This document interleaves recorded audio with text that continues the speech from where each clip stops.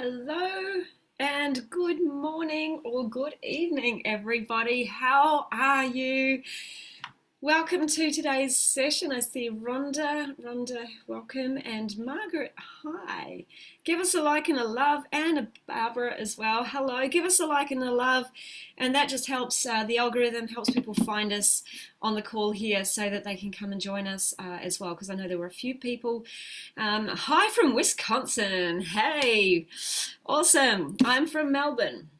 It's going to be a beautiful sunny day down here in Melbourne today. We haven't quite lost summer yet, so I'm really glad about that.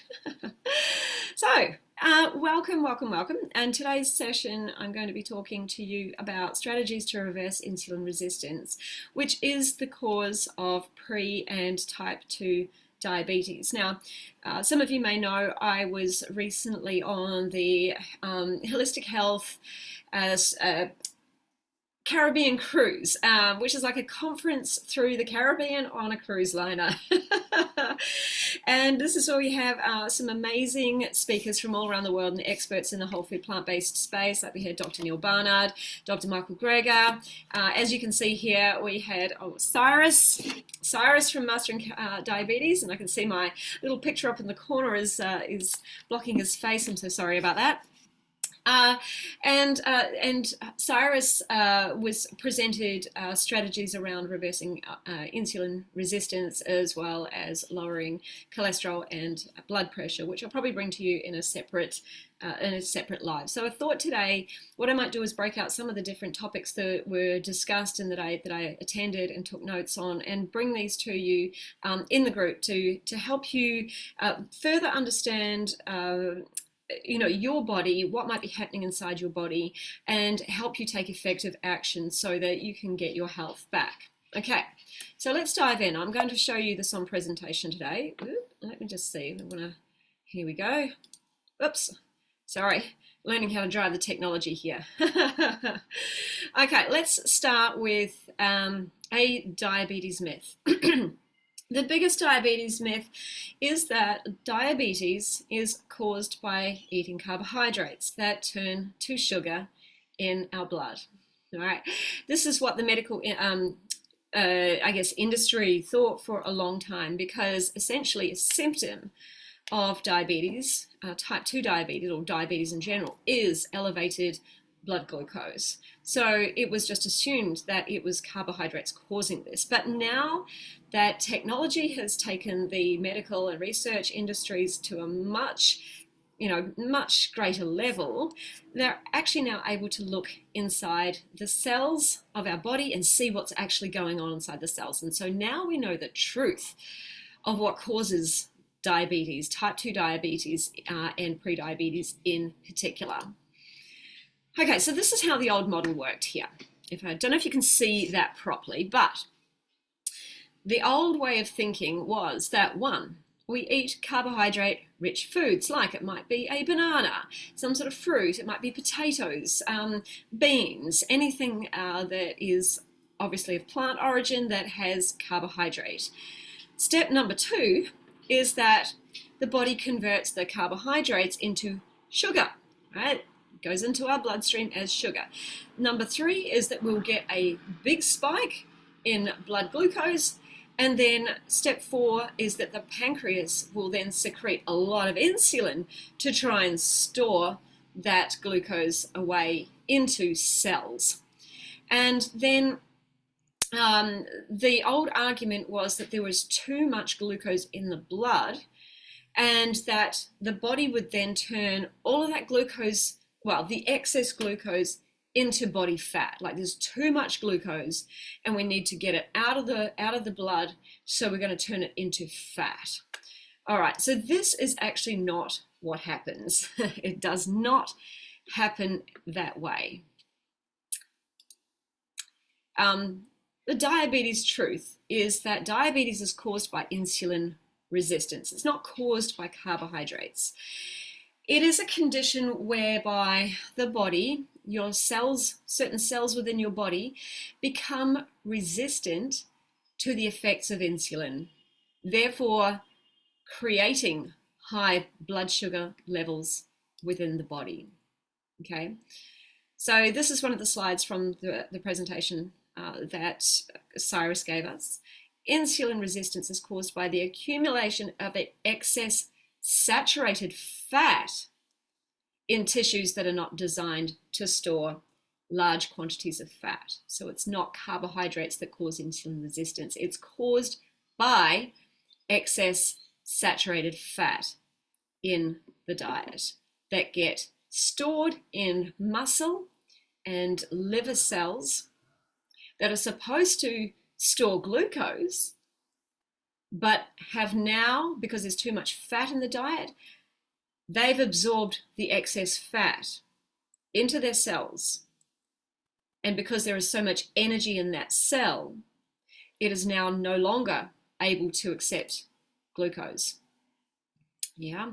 So when there is excess saturated fat in the diet, this is caused by a diet that is high, oftentimes in animal products. Saturated fat is mostly found in animal products. However, things like coconut oil, coconut flesh, and palm oil in particular, these tropical oils, also contain high levels of saturated fat too. So where we have excess saturated fat accumulated in our body, the body needs to store that, and so it ends up being absorbed by the muscle and liver cells. Now those muscle and liver cells are only designed to store a little bit. They can take in a little bit, but mostly they are designed to store glucose. They are the cells that are designed to take the glucose out of our blood. But when there is excess saturated fat and they have absorbed that excess saturated fat, that cell now cannot respond to insulin, and I'll show you a little image in a moment, and they cannot absorb glucose from the blood. And this is called disordered lipid metabolism. Right, so a high saturated meal can actually make somebody insulin resistant pretty fast. And if this is kept up over time, of course, this is when insulin resistant turns to prediabetes, turns to type 2 diabetes. The muscle, liver, and pancreas and brain and fat tissues are all affected in some way by saturated fat. So brain, it leads to things like dementia and Alzheimer's. Fat tissues end up becoming overloaded with fat and causing lipid toxicity. How insulin normally works in our body to store glucose. So this here is a picture of a muscle cell. So think of that as a muscle or a liver cell. Here we have what's called as an insulin receptor on the edge of the cell. So this is like a lock on the front door of your house. And then this glucose channel here, that's like your door. And we need a lock and a door so that we can get into the cell. Insulin is like, it's a transporter of glucose to the cell, and two, it acts like a key over here. So that key unlocks the door over here. And so glucose, when the insulin unlocks the key to the cell, glucose can then enter the cell and be stored where it's supposed to be stored, inside the liver and the muscle cells. And that way, that's how we naturally lower our blood glucose. So glucose enters the blood, insulin's produced, insulin takes the glucose over to the muscle cell, unlocks the muscle cell, and in goes glucose. And now we've got a nice even blood glucose level.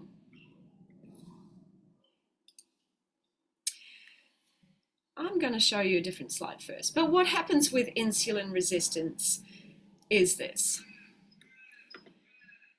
So imagine that there has been excess fat in the blood. And this is kind of an illustration of what's happening here.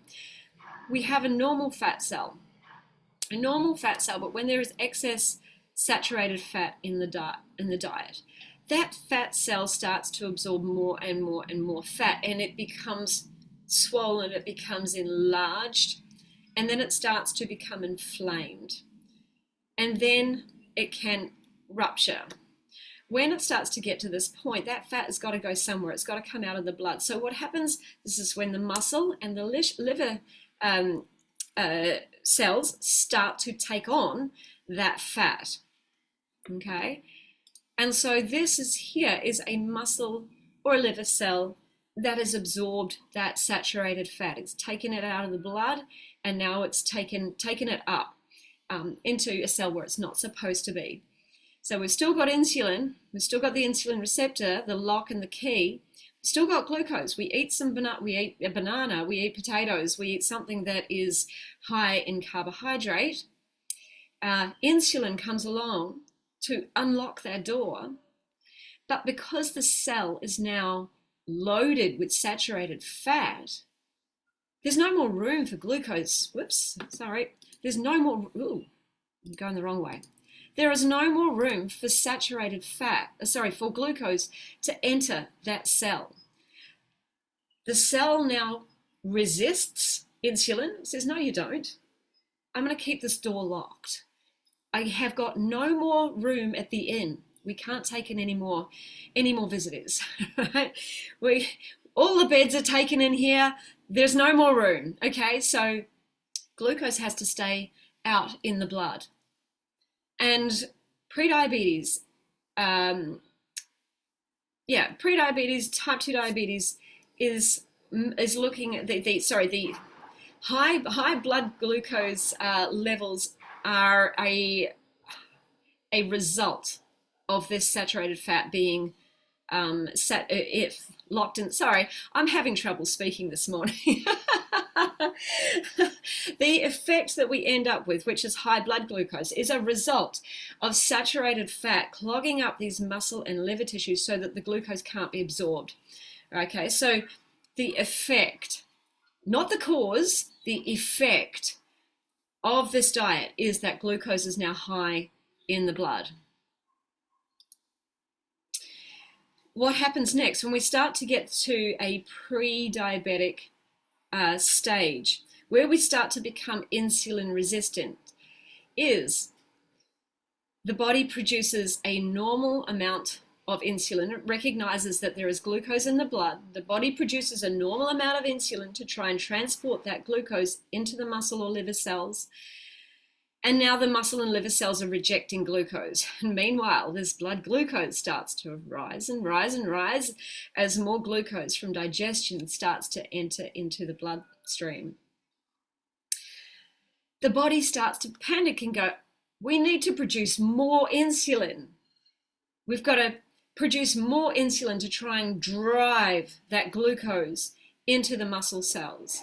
So here, this image here, we've got a muscle. So imagine that this is the cell.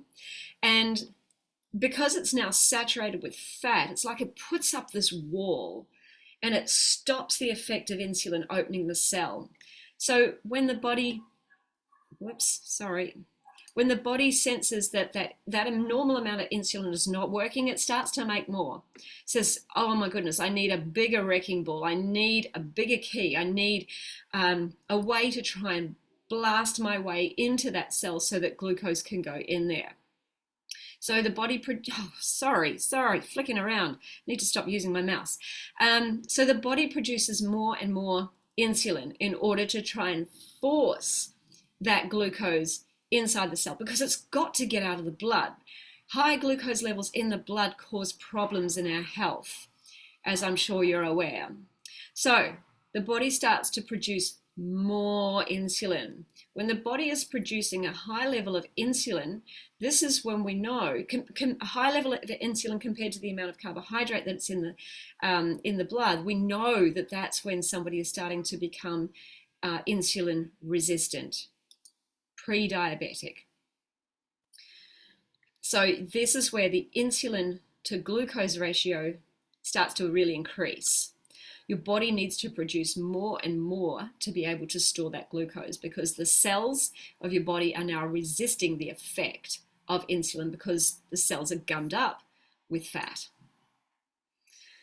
Now, it's really important that we get insulin resistance reverse, that we get ourselves back to health, because insulin resistance has an impact over so many other areas of our health and our life, that it's not just about diabetes. Insulin resistance has an impact in type 1 diabetes, type 1.5, pre-diabetes, type 2 diabetes, and gestational diabetes as well. It also has an impact, or has a part to play, in things like cancer, coronary artery disease, hypertension, atherosclerosis, which is the hardening of our artery walls, hypertension, essentially high blood pressure, high cholesterol, obesity, fatty liver disease. You know, if your liver is taking on fat, of course that's going to create fatty liver disease. PCOS, Alzheimer's disease. Alzheimer's is considered it's a disease of insulin resistance. It's a disease like heart disease, and it's also considered now type 3 diabetes. It's where insulin is no longer, it's where the saturated fat is blocking the nutrients, the glucose, from going into the brain because of the saturated fat. Insulin resistance also plays a part in neuropathy, blindness. We know that these are things that happen as part of diabetes, kidney failure. Oh, I can't actually read what's there because my screen, I can't read what's in the big box, sorry, because my screen is covering the word. Sorry, kidney failure, erectile dysfunction. These are all a result of the body being insulin resistant. So it's really, really important that we start to reverse this condition. Now, many people do think that a low carb approach is what we need, I guess, to reverse insulin resistance and reverse diabetes. However, as I said before, carbohydrates are not the problem, and a low carbohydrate diet is high in fat. And especially if the diet is animal-based, this is going to worsen insulin resistance because it's high in saturated fat, right? And so the thing that is causing this disease is saturated fat. We do not want to worsen it by putting more saturated fat into our body. We remove carbohydrates, naturally the proportion of fat goes up in the diet. So even though a low carb approach to reversing diabetes may improve a lot of numbers initially, it may lead to dramatic weight loss. Some of that weight loss will be fat, body fat, yes. A lot of it's going to be muscle mass and water though. It may improve A1C numbers. It may improve things like fasting blood glucose. You know, it may help with a lot of medical numbers. However, as I said, insulin resistance will worsen, and the carbohydrate tolerance will worsen as well, meaning that you eat a banana, blood sugar is going to fly up there, right? You're going to get this elevated blood glucose level, and what people make the mistake of thinking is that it's the carbohydrate that is the problem, but it's not. It's the body fat that is stuck inside muscle and liver cells that is making the insulin resistance worse and is worsening their tolerance to carbohydrates. People who approach type 2 diabetes this way also increase their risk of all-cause mortality, meaning death from any of these chronic conditions that are caused by our diet. We don't want that. We don't want to increase our risk of mortality, and we don't want to have a short-term focus either. We want to take a long-term approach. We want to think about returning our body to true health. It's not just about getting some short-term numbers in line. It's about bringing our body back to a true state of health so that we no longer have the disease present in our body. And so rather than avoiding carbohydrates, what we need to do is get the fat out of the diet and out of our muscle and liver cells so that our cells can respond to insulin, right? So they're not gummed up with fat. The insulin, the key, is going to be able to unlock that cell, and the cell is going to be able to uptake that carbohydrate from the blood as normal. So a high carb approach removes excess fat from the diet. We can't remove all fat. We do not want to remove all fat, and we do need healthy fat in our diet. However, we need to remove the excess fat from our diet so that the body can lose the fat that is on and in and around our organs and our muscles and our liver cells. And so that our body can then go back to producing a normal amount of insulin to transport the glucose into those muscle and liver cells. So reversing insulin resistance is about not just getting your blood glucose down. It's not just getting your A1C down. It's not just about losing weight. It's about being able to eat carbohydrates as normal, so that you can eat a high carbohydrate diet with your body producing a normal amount of insulin and creating that normal blood sugar rise and normal blood sugar fall, not crazy spikes and then crazy dips. Yeah, it's about returning to being carbohydrate tolerant. You should be able to eat carbohydrates as normal. That's how we want to bring you back, because the body needs carbohydrates. We need carbohydrates for our brain health, for our energy, and we are human beings and we're designed to run on carbohydrate. So we want to be able to return you to eating carbohydrate like a normal, healthy person, and this can be done. How to check if you are insulin resistant. Now, this was one of the slides from the presentation as well. The Mastering Diabetes team have an acronym, and it's called PLAF. So it's like the insulin resistance checklist. If you're able to check off all of these measures, then it's likely that you are no longer insulin resistant. If you can't check off some of them, then you likely do have some level of insulin resistance in your body. So let's take a look at this. P is for blood pressure, blood pressure.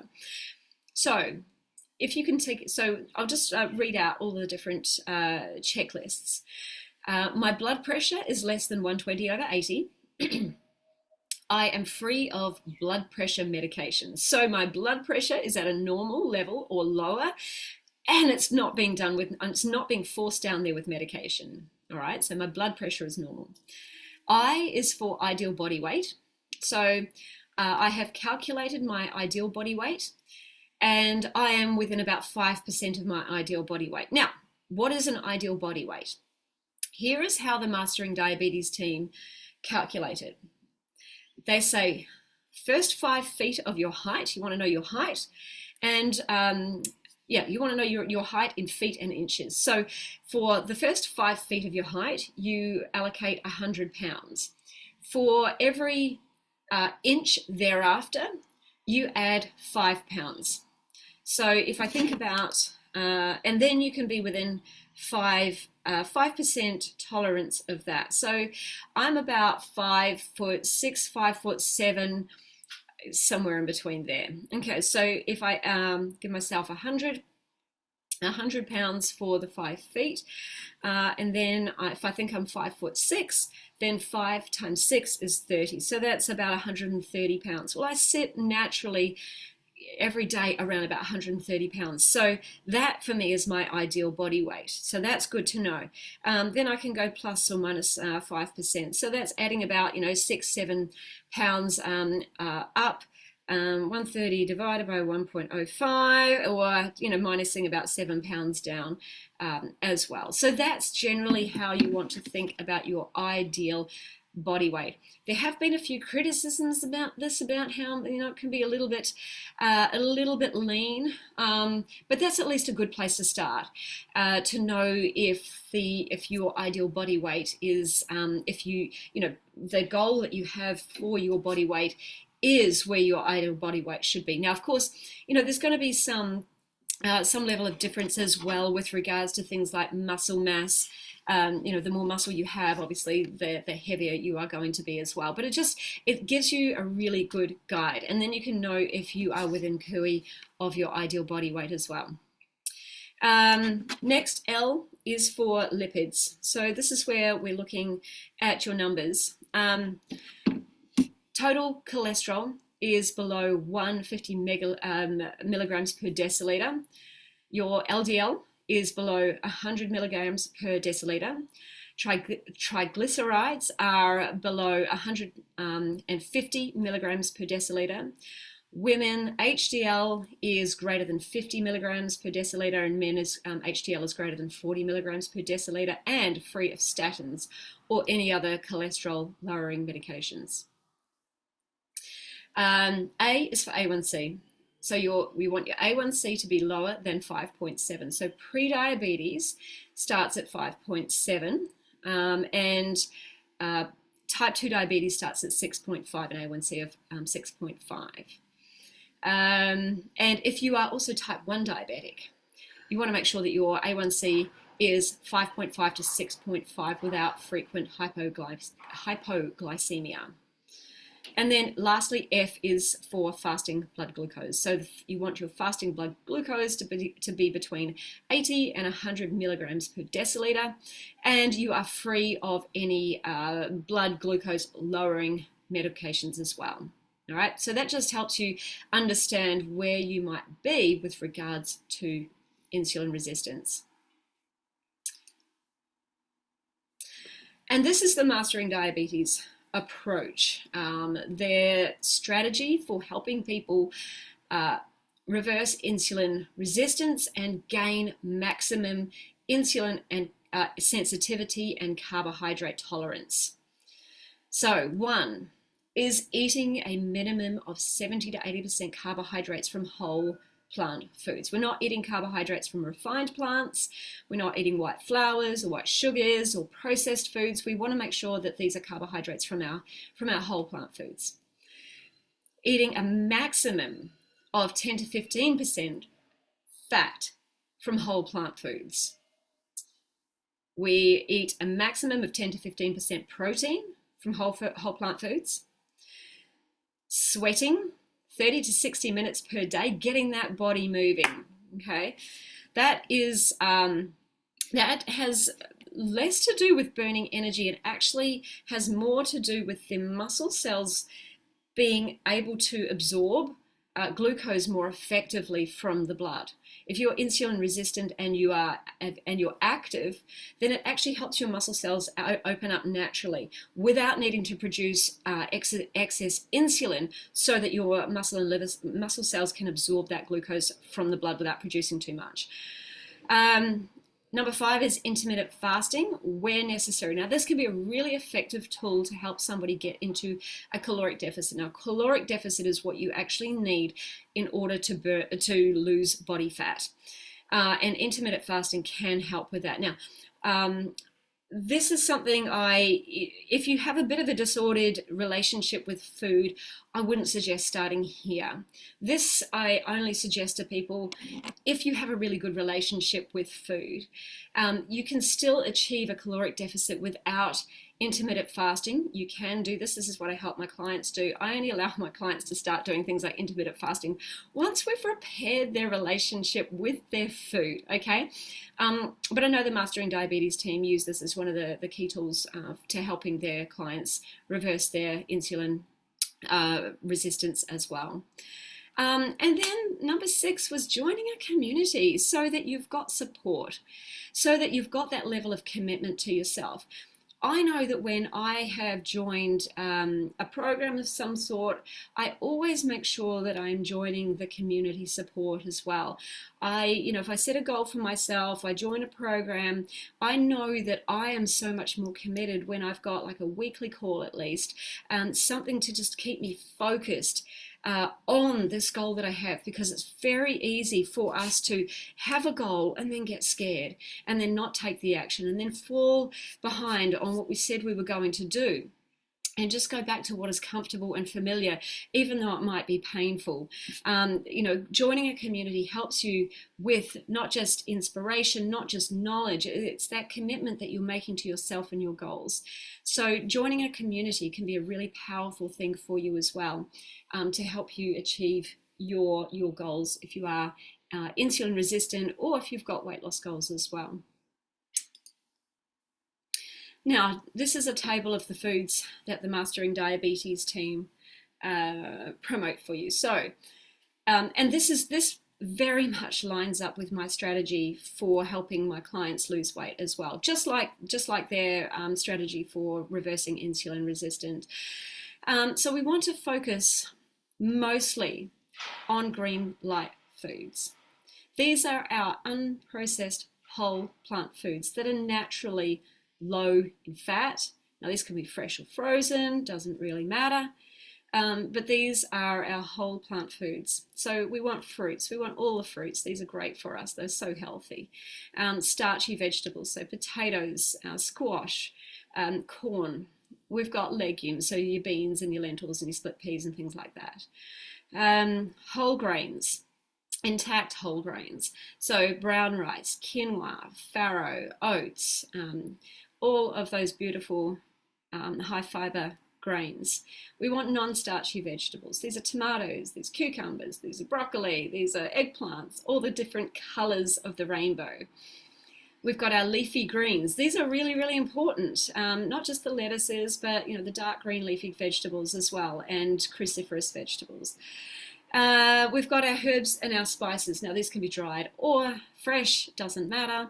And then mushrooms. All of the shrooms go into here as well. These foods are naturally high in fiber. They are low in water.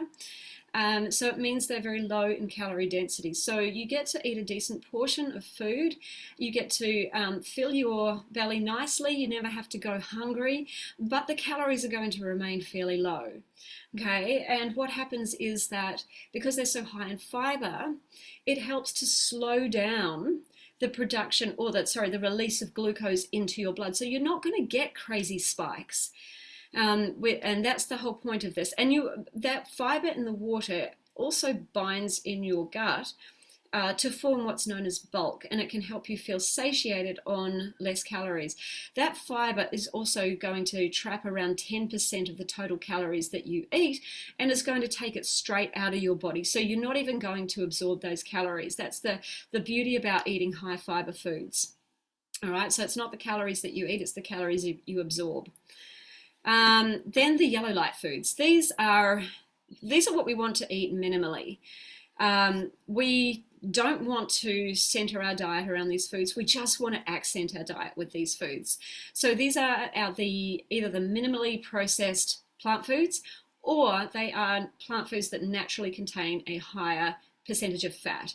So these are things like avocados, nuts and seeds, nut and seed butters, coconut meat, soy products. These are all naturally, olives as well. These are naturally higher in fat. So we just want to, if you are looking to reverse insulin resistance, you want to make sure that you are just accenting your diet with these foods so that you can keep that fat percentage no more than 15%, all right? Then we've got the minimally processed or dried foods as well. We've got dried fruits and vegetables in here as well. Pasta alternatives, whole wheat products. So these are minimally processed. Because they're minimally processed, they naturally don't have the water content, so their calories per pound are actually higher than the green light foods. So you want to make sure you're not eating these too much, because it can put your calories over your ideal for weight loss and for reversing insulin resistance. Fermented foods also come into here simply because they are high in salt. They're great for gut health, of course, but the high salt content can be problematic for hypertension, for anyone with heart disease problems, atherosclerosis. That is always a tricky word to say fast. And so we don't want to be overdoing things like our fermented foods because it may cause excess sodium in our diet. Then we have our red light foods. Now, these are the foods we just want to steer clear of completely. We just want to say a hard no to all of these foods, particularly when it comes to disease reversal. So this is any animal products, any flesh, anything that came from an animal, anything that came out of an animal. all meat, all eggs, all dairy. Doesn't matter what animal it came from. If it came from an animal, out of an animal, it's a no. We know these are high in saturated fat, and saturated fat is the cause of type 2 is the cause of insulin resistance and diabetes. Okay, we want to remove a lot of the processed foods from our life, processed baked goods, croissants, muffins, cookies, cakes, all that sort of stuff. We want to also remove sweeteners, artificial sweeteners. These are terrible for our gut microbiome. They're terrible for our health. Sugar, refined sugar would be better. But I'm not going to say you're going to eat that either, because we want to remove all of those refined white foods from our diet as well. White pasta, white bread, white sugar, white flour. We want to remove things like coconut, like processed coconut products as well. So these are high in calorie, and they're also high in saturated fat. Things like yogurts and ice creams that are made from coconut. We want to remove the processed vegan foods as well. These can be great transition foods when you're transitioning from, say, a animal-based diet to a plant-based diet. However, if you are looking to reverse disease, these can hold you back because they're so high in fat. They're highly processed. So this is like things like your processed veggie burgers, your Beyond Burgers, etc. Processed vegan cheeses. A lot of these are actually made with coconut oil as well. So not great for you. Or they're made from things like cashews, which are high in fat as well. We don't want to have a lot of this excess fat in our diet. And things like nut milk ice creams and nut creams, or I think I said, we want to make sure that we're removing those from our diet as well. So this green light, orange light, red light, it really just helps you understand which foods are going to help you and which foods are going to hinder you in your quest for reversing insulin resistance. These are also the exact same food strategies that I teach to my clients with regards to weight loss. So what is good for weight loss is also going to be good for reversing insulin resistance when it comes to food.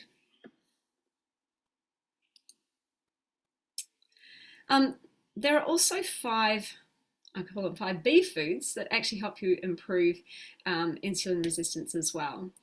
And this is quite fun. It's a little easy to remember. So beans, particularly black beans, berries, particularly blueberries, broccoli, barley, and bell peppers. Now, beans are high in fiber, as is barley. As a grain, barley is very high in fiber. So they're going to really slow down the absorption of glucose into your blood. Berries, broccoli, bell peppers, they're all high in fiber as well. But berries, you've got the anthocyanins from the berries that are going to be really healthy for you, and they actually help to improve weight loss. Broccoli has sulforaphane, which is incredibly healthy for us. Bell peppers, now I think that was there was something about bell peppers, and I've literally just gone blank on it. But these are 5 great B foods that you can remember. I'm actually going to create a recipe out of these ingredients very shortly.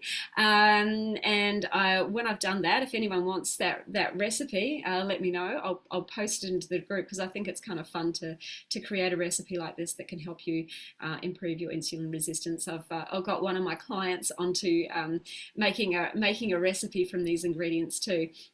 So I'm curious to see what she comes back with. And then also, don't forget lots of dark green leafy vegetables as well. These are great for your health. They are full of nutrition, and they help also to keep your blood sugar levels manageable and low, but also deliver you the health that you desire. Note, if you are looking to reverse insulin resistance and you are changing your diet, you will need to almost like be a little bit of an experiment on your own body. So you will need to find the foods that work for you initially. You may find that some foods do give you a bit of a dramatic spike in the early days. So, for some people, I think things like white potatoes can give them a bit of a spike, but things like sweet potatoes don't. So So, think of it a little bit like your own experiment and looking to see what really works for your body. But I really want to encourage you to focus on the long game and reversing insulin resistance for the long term, not just playing the short game, which is about keeping that blood sugar low all the time. If any of you would like, if you really are stepping into whole food plant-based, for your health or for weight loss, and you are kind of at that beginning stage and you don't really know what to do, how to make that start, I've got some guides for you. Also, if your goal is weight loss, so I've got a few guides for you that I would love to tell you about. So I've got a whole food plant-based guide. This one talks to you about those traffic light foods. So the traffic light foods that I just pointed out to you in the Mastering Diabetes chart, it's got all of those foods listed there as well. It's also going to help you understand where you're going to get key nutrients from. So whether that's things like protein, calcium, iron. Also, do you need to take supplements, or what supplements do you need to take? So I list, I can't remember how many different nutrients in there, but I will talk to you about where you'll get each of those from, what you really should make sure you focus on getting in your diet. And where you're going to get some of these key nutrients from, because I know a lot of people have a lot of questions about that. And it's also, this guide is also going to give you some simple transition steps. So, I know that a lot of people think they've got to go bang right into it right now and be compliant right from the word go, but that is too hard for a lot of people. Like, we do not become a brand new human being overnight, and small change is often more sustainable and long lasting. I encourage you to make small changes often, rather than trying to just start from scratch every Monday. So the guide will also list some simple transition steps for you, so that you can start to make it easy. You can make that step and get used to it, and then look for the next step that you can make as well. So if you go to www.theplanetpowercoach.com.au/WFPB guide, that will give you my whole food plant-based guide. And you can look through that to just kind of ease yourself into whole food plant-based eating to get you going in this direction. If weight loss is your goal, and I know most of you are here because you do desire weight loss, you want to download my weight loss guide as well. So my weight loss guide also lists out those traffic light foods for you, so you've got it in the same guide, but I also talk to you about calorie density and what calorie density means, and why focusing on calorie density instead of just calories or macros or whatever else anybody else is teaching, why focusing on calorie density is more of a long-term sustainable approach, and what that means and how to do it. So I also talk to you about plate building, how you can reduce the calories on your plate without just making your plate size smaller. You can easily reduce the calories on your plate and still eat a great volume of food, so that the whole idea is we don't want to just eat small portions, because small portions are going to leave us feeling hungry. We need to feel satisfied, or else, if we're not feeling satisfied, we're going to go and binge. We don't want that. We want sustainable approaches. So I teach you how to build your plate so that you don't go hungry, so that you can still eat a decent amount of food and feel satisfied on less calories. But I also talk to you about other important things that are often forgotten about when it comes to weight loss. We're so focused on our food, but there are some other healthy habits that we can adopt that support our food and support our health, and that is honoring your hunger and your satiation cues, like getting back into feeling your body, making sure that you are eating for hunger and hunger alone, making sure that you really understand where your satiation point is, and you're not just eating to clean your plate, or eating because it's there, because it's free, because someone gave it to you. Honoring your hunger and satiation is a really important part of the weight loss journey as well. Hydration and sleep, movement, all really, really important. Hydration, your body needs water. We're 70% water. If we're not hydrated, then our body is going to hold on to the water that it has for the most life-saving functions. And I'm sorry, but dropping body fat is not one of them. So you are going to struggle the more you are dehydrated. Sleep, so important. Sleep is so important for things like stress reduction, and I'll talk to stress reduction in a moment. It's important for normalized hunger and satiation hormones within your body. If you're not sleeping properly, if you are tired all the time, if this is your normal state, you'll notice that you get you get hungrier. Your hunger hormones actually increase, and your satiation or fullness hormones actually decrease, so you end up eating more food. And this is one way that we end up overeating and putting on weight as well. So sleep is crucially important for managing our hunger and satiation hormones, keeping those at the levels they should be. But it's also really, really important for things like stress reduction, for our metabolic health. It has been shown that if we are not sleeping properly, then it has negative effects on things like diabetes and heart disease. So sleep, very, very crucial. Movement as well. Now, most people think they need to go to the gym in order to burn more fuel. No, movement is about stepping into being a healthy you. It's about the strength of your bones. It's about the strength of your muscles.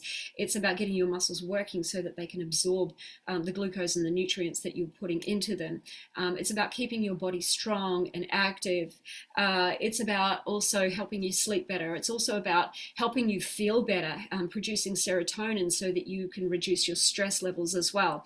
And why is all that important? Sleep, movement, stress reductions. When we're stressed, we don't tend to make great decisions in our life. We eat things we shouldn't.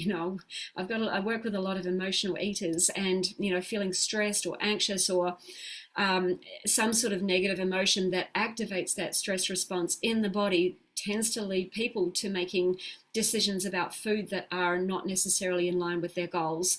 So learning tools to help keep your stress levels low is really important for the decisions that you make, but also elevated cortisol levels in the body promote fat storage around the middle, around our organs, the parts of our body that where we don't want to be storing fat, because it's going to affect our metabolic health. So all of these things are really, really important, and my weight loss guide will actually step you through those and help you with some tools there to be able to bring those to honor hunger, satiation, hydration, sleep, movement, and stress reduction. Okay, so you can go to www.theplantpowercoach.com.au/weight loss guide to get that guide. And many of you may have already opted in for that when you joined the group, and if you left your email address. If you don't have that, please go and check your email, because sometimes the emails go to spam. So yeah, if you have recently joined the group and you don't have your weight loss guide, then please go into spam folders and just check it's there. If you don't have it and you want me to send it to you, you can either go to that link there and see if you can download it again. But I actually might need to, if you already have it, I might need to untick your name in the background of my email system so that I can send it to you again. But just let me know. Drop a comment if you need that. And if you'd like some recipes to get going, because it's all well and good knowing what to do and what to eat, but if you don't know how to put it together in a way that feels like it makes a tasty meal, then what are we going to do? We're going to go back to our old habits. So I have some free recipes in my free recipe guide. It's kind of like a bunch of favorite recipes that I pulled together. As I was starting this journey myself, I was like, what do I eat? So as I've started to develop, recipes that I love, I just thought, other people are, wanting to start this journey as well. They don't even know where to start. So I just put a lot of my favorite recipes that I developed into an ebook for you, and I give those away for free. So there's 36 great recipes in there. There's some breakfast and brunch ideas. There's lunch and dinner ideas. There's hot and cold. There's salads, pastas, soups, bowls. I think there's a curry in there as well. There's a couple of sweet ideas, there's condiments and sauces, so there's plenty of ideas to help you at least get started with your whole food plant-based eating. And you can grab that at www.theplantpowercoach.com.au/recipes. Woohoo! Okay, now just before we go on with the next part, I just want to see if anybody else has got any comments. If you've got any comments or questions, please let me know. Okay, Robin. Just using that, I'll have to get perspective on this guy. Robin, if you're still watching, I just saw your comment. The best place to go if you want the sources around low carb worsening insulin resistance, the best place to go would be to get the Mastering Diabetes book and have a read of that. Okay, so they list all their resources, their sources in there. The other thing, Dr. Neil Barnard has a book on reversing diabetes as well. So he's got a lot of the resources and references in his book as well. So, I'd be interested to see what your what evidence it is that you're talking about here. A lot of evidence in the last 10 years disputing that it's saturated fat causing this. I know that from what I've heard the experts say, a lot of this evidence is not based on science, it's based on people's theories, or it might be based on old scientific studies that weren't necessarily looking at diabetes and what's happening in the cell the way people are looking at it now. But I don't know that, because if you share that with me, I can have a look at it. But all I can say is that everything that we see is that a high-fat diet, a low-carb diet, worsens, it by far worsens people's health and worsens their insulin resistance. And this is the common I guess complaint that a lot of people have about when they've tried to do a low carb approach. They may have achieved great weight loss, they may have gotten off medications, they may have brought back some of their health numbers, but what happens is they still can't eat carbohydrates, they still can't eat a potato, they still can't eat bananas, because they get this crazy spike up. So they haven't reversed their disease, they're just hiding the fact that the disease is still there, because they're not able to eat carbohydrate. They are still carbohydrate intolerant. And a quick glucose solution test should be able to tell if somebody still has that, is still insulin resistant or not. This is the studies about how beneficial saturated fat is based on long-term populations as opposed to what we get from recall. Yeah, I suggest getting the book. Cyrus has done, he did a doctorate in nutritional biochemistry, and his thesis was on diabetes. So he's considered, I guess, one of the world's leading experts in diabetes. He knows how to create diabetes, insulin resistance in people. And when he looked back at all the literature as he was starting this journey, he looked back at all the literature and he just expected, okay, I'm probably just going to, unfortunately they were doing these experiments on mice or rats, but his assumption was that he was going to be able to cause insulin resistance by feeding the creature a high glucose diet or high sugar, but when he looked back at all the studies that had been done over time, they found that actually no, it was feeding them high saturated fat, and that's what led to them putting on weight. That's what easily led them to developing insulin resistance and leading to diabetes as well. And then of course, the opposite to that is taking that out of the diet so that their body goes back to working as normal. So I don't think I saw any questions from anyone else. If anyone else, Rhonda, I see you're interested in the recipe. Okay. Okay, so if anyone else has any questions, please bring that on. Now, I wanted to tell you about something that I'm going to be running in a couple of weeks' time. I want to offer some free coaching to people. I'm looking for around 10 people to coach for free for 5 days. So this is going to be from April 1st to 5th. This is going to be in a small private group setting. And I'm going to teach you my strategy for permanent weight loss. But I'm not just going to teach you and talk at you, right? We're going to be actually taking action over these 5 days.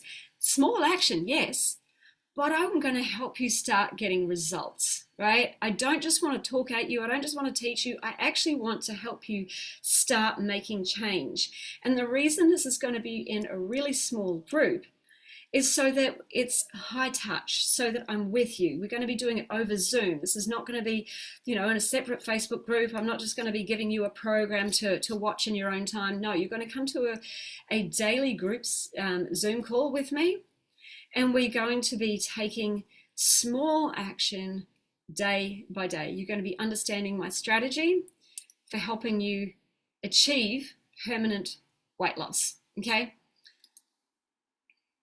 So if you are somebody who's really wanting to achieve, you might have been struggling, you don't really know what to do, or you just need some hand holding, you need some questions answered, you need to help yourself break free of some patterns that you've had, and you want to be part of this free coaching experience, please either comment below free coaching or please DM me. If we are not friends on Facebook, here is the really important part I need you to understand. If we're not friends on Facebook, either DM me or you need to send me a friend request so that I can accept it. Because if we're not friends on Facebook and you just comment below free coaching, I'm going to reach out to you. I'm going to send you a message so that we can get chatting and so that I can get you, booked into this free coaching experience. But that message is going to go to your spam folder. Now, if we're not friends, you likely already have some messages sitting in your spam folder from me anyway, because I send every brand new group member a welcome DM. And Facebook is now at this funny point where it's actually blocking me from sending friend requests to people. So please, if you want to be part of this experience, please send me a friend request or send me a DM first so that I can reply to you, and that way you will get my response. Okay, so this, I'm going to be doing a little bit more promotion about this over the next couple of weeks, but we're looking to kick off on April the 1st. So please, if you want to be part of this, let me know. And we can get you set up and ready to go. You have a workbook, you're going to get some recipes. I'm going to help you understand what you're doing, how to do it, and how just to take small, sustainable action towards your goals so that you can eventually achieve your goals. I want to set you off in the right direction for the first 5 days. Okay. Well, does anybody else have any more questions before I finish up today? If not, we shall finish it up there. I'm going to stop my share, bring me on full screen so you can see me properly. Well, I hope that presentation today was helpful for you in terms of understanding what is actually happening inside your body when it comes to being insulin resistant and insulin resistance leading to prediabetes and then type 2 diabetes. It is not caused by carbohydrate. High blood sugar is the effect of muscle and liver cells being clogged up with too much saturated fat. So we need to remove the saturated fat from the diet, keep our fat levels really low so that our body can start to use that fat for energy, and then we can go back to, the idea is that we eventually over time go back to being able to eat carbohydrates as we should be able to. Okay, so and we do that with the dietary approach, we do that with a movement approach, and we can tap into things like intermittent fasting in order to help you get into a caloric deficit. How do you know if you're in a caloric deficit? You will be losing weight. If you're not losing weight, you're likely not in a caloric deficit, or there might be something else going on that is affecting what's going on in your body, like dehydration, like lack of sleep. Like stress, stress encourages fat storage. So we can look at those. So yeah, I hope that was helpful for you today. Brilliant. Thank you for being here with us, team. And I will be back with you next week, and I'll bring another presentation for you next week from the cruise, and yeah, to help you take action towards your own health and your own weight goals. So I'll see you later. For now, guys. Bye. Oh, and don't forget the 5-day experience. If you want to be part of that, drop a comment below, or send me a friend request, or send me a DM and let me know, and we can get you all ready for that. Okay, thanks, guys.